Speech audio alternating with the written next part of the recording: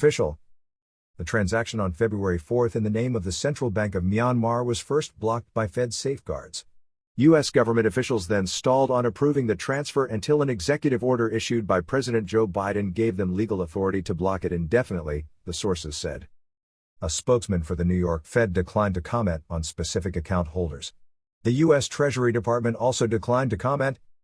The attempt, which has not been previously reported, came after Myanmar's military installed a new central bank governor and detained reformist officials during the coup.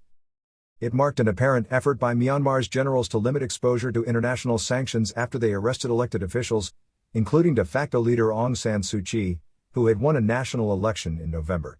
The army seized power alleging fraud, claims that the Electoral Commission has dismissed.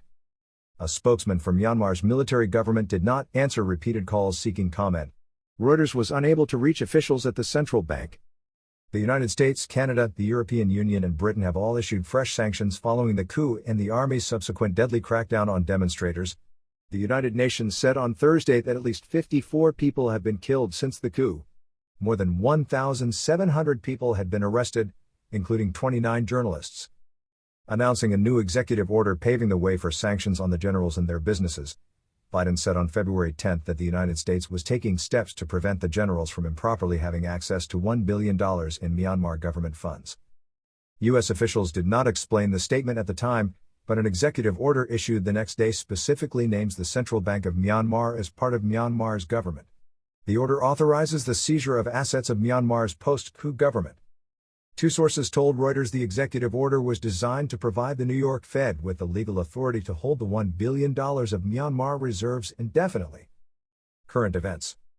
Myanmar's reserves would be managed by part of the New York Fed known as Central Bank and International Account Services, PIAs, where many central banks keep U.S. dollar reserves for purposes such as settling transactions. An attempt to empty the account was made on February 4, but was blocked automatically by processes that had been put in place at the New York Fed before the coup, two of the sources said. One source said that was because transactions involving Myanmar require extra scrutiny as the country last year was placed on the International Financial Action Task Force's gray list for money laundering concerns, in part because of the risk of proceeds from drug trafficking being washed through its banks. PIA's compliance manual, made public in 2016, says New York Fed guidelines include provisions for responding to developments in account-holding nations. When appropriate, it says the bank's legal department will be in communication with the U.S. Department of State in order to clarify current events and any changes that may affect the central bank and corresponding control of the FDI account. The State Department declined to comment on this story. Myanmar's generals appeared to be firmly in control of the Central Bank of Myanmar at the time of the attempted withdrawal. When the military took charge in Myanmar on February 1, they installed a new central bank governor and detained key economic officials, including Bo Bangye, the reformist deputy governor and Suu Kyi ally, according to the Assistance Association for Political Prisoners. As of Thursday, he remains under detention, according to the association. Don't forget to comment below with your common sense and subscribe to your podcast. This helps bring the podcast to life and grow it. You can follow us on Instagram, Twitter, Facebook. We can't wait to continue this adventure with you. Support us on PayPal.